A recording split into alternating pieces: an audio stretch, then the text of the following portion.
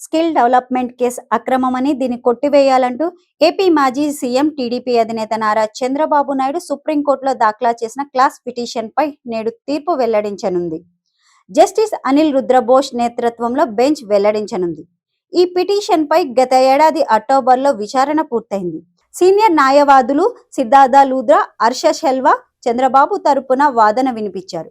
ఇక సిఐడి పక్షాన ముకుల్ రోహిత్ వాదించారు. ఇరు పక్షాన వాదన విన్న జస్టిస్ అనుల్ రుద్రబోస్, జస్టిస్ బెల్ ఎం త్రివేణిలతో కూడిన తీర్పు వాయిదా వేస్తూ అక్టోబర్ 17న నిర్వహించారు. ఆ తీర్పు నేడు వెలువడనుంది.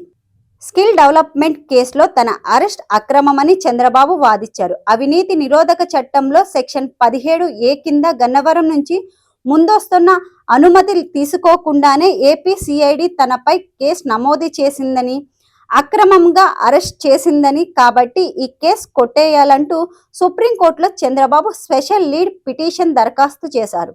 గత ఏడాది సెప్టెంబర్ 22న ఏపీ హైకోర్టులో తన క్లాస్ పిటిషన్ను కొట్టివేయడంతో ఆయన సుప్రీంకోర్టులో స్పెషల్ లీడ్ పిటిషన్ దరఖాస్తు చేశారు. ఇదిలా ఉంచితే ఈ నెల 17, 19 తేదీల్లో చంద్రబాబుకి సంబంధించిన 2 కీలక కేసులపై విచారణ జరగనుంది.